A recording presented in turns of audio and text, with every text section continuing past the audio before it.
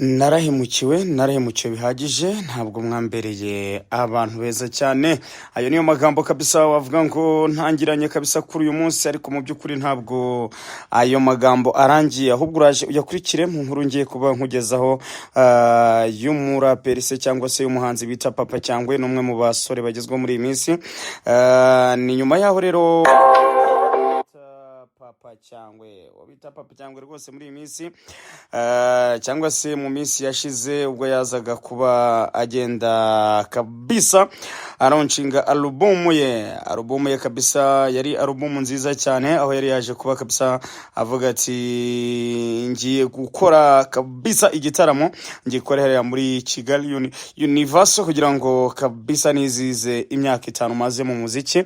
Ariko umuvandimwe ntago byaje kwemugerekera neza, dore ko ari n'amagambo akomeye cyane yamaze kuba atangaza kuri uyu mugoroba. Reka rero ngusuhuze nkwifurize ibe byiza wowe uri mu Rwanda, amajyepfo, amajyaruguru, uburasirazuba ndetse n'uburengera bwaryo, uri mu mujyi wa Kigali, aho waherereye hose ku isi muri rusange gukurikira Shana TV Rwanda.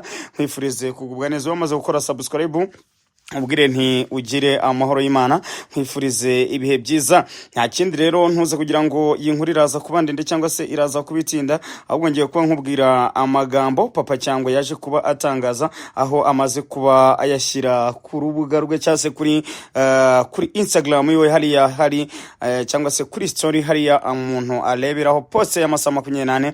Akaba ariho rero amaze kuba atangaza amagambo akomeye cyane.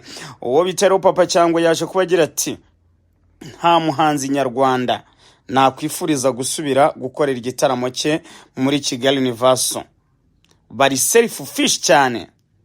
Umva iryo jambo, mwibaze ko igitaramo nahakoreye amafaranga n'imbaraga zose nashyizemo n'abantu barenga 1000 baje kunshyigikira, ariko nkaba nta n'ijana nahawe, nta n'ijana bamuhaye.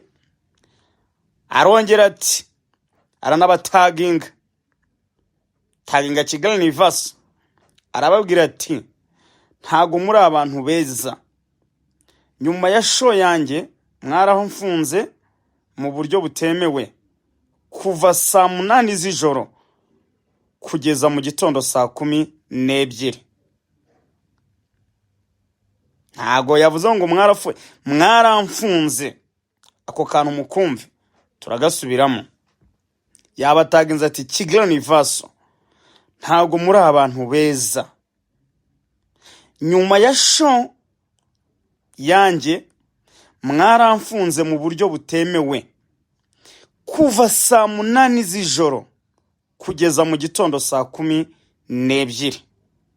Uwo ni Papa Cyangwe waje kuba rero agenda atangaza mu magambo, aho banaga yuko mu by'ukuri atigeze yishimira serivisi yahawe, ibintu ubona ko rwose ari ibintu bitigeze bimushimisha, dore ko muranabyibuka ko mu by'ukuri hari abahanzi bagiye bagenda babivugaho, harimo n'uwa performance aho bita Benovi.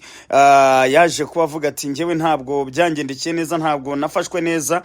Ni ibintu byinshi cyane biri kugenda bivugwa hariya, ukavuga uti se ibira bintu biterwa n'iki, ibi bintu nihe mpamvu yabiteye ko twe tuzi ko Kigali Universal ishobora kuba ari abantu beza. Ariko mu by'ukuri umusaza we ahise avuga ati wapi kabisa, ibi nta kigenda, ibi ntako byageza abantu, ati ibi ntabwo ari sawa cyane. Aranavuga ati ntihazagira umuhanzi wifuza kongera gukorerayo igitaramo. Ngaye nguko rero, ngaho namwe muduhe comment zanyu abari bariyo mutubwire uko byari bihagaze.